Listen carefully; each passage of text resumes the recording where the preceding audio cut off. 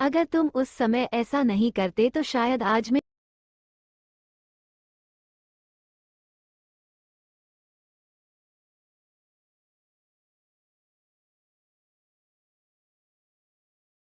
दर्द सहना पड़ रहा है। ये बात उस पत्थर को समझ आ गई।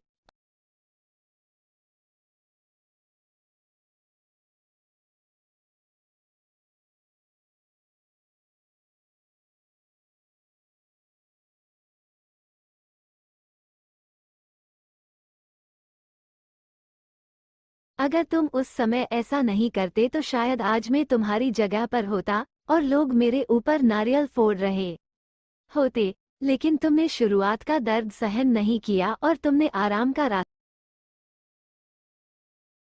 सहना पड़ रहा है। ये बात उस पत्थर को समझ आ गई और वो आगे नारियल को फोड़ते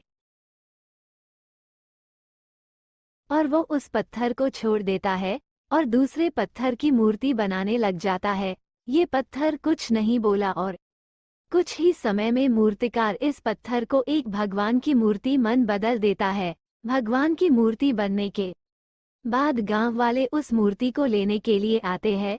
जब गांव वाले उस मूर्ति को ले जाने लगते हैं तो वह सोचते हैं कि मूर्ति के पास नारियल तोड़ने के लिए एक पत्थर की आवश्यकता और पड़ेगी। इसके लिए वह दूसरे पत्थर को भी अपने साथ ले जाते हैं। गांव वालों ने मूर्ति को मंदिर में रख दिया और उसी मूर्ति के नीचे दूसरे पत्थर को भी रख दिया।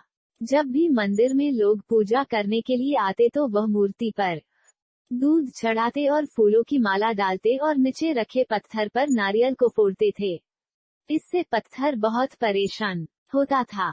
अगर तुम उस समय ऐसा नहीं करते तो शायद आज मैं तुम्हारी जगह पर होता और लोग मेरे ऊपर नारियल फोड़ रहे होते। लेकिन तुमने शुरुआत का दर्द सहन नहीं किया और तुमने आराम का रास्ता चुना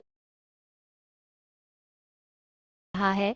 ये बात उस पत्थर को समझ आ गई और वो आगे से कभी कुछ नहीं बोला जब भी लोग उस पर नारियल को फोड़ते।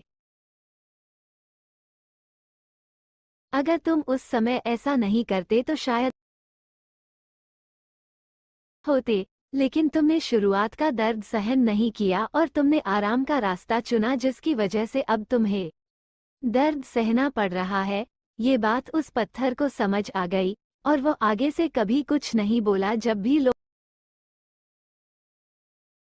वो सभी देख हंसकर सहता था। जब लोग मूर्ति को लड्डू का भोग लगाते थे तो उस पत्थर पर भी लड्डू का भोग लगाते थे। मॉरल ऑफ द स्टोरी, इस कहानी से हमें ये सीख मिलती है कि हमें कब भी किसी भी कठिन से कठिन परिस्थिति में घबराना नहीं चाहिए, क्योंकि शुरुआत में हमारे जीवन में कठिनाइयां आती है लेकिन बाद में सब कुछ ठीक हो जाता है। जो व्यक्ति शुरुआत की कठिनाइयों को सामना करके आगे बढ़ जाता है उसका आने वाला जीवन पूरा सुखमय हो जाता है।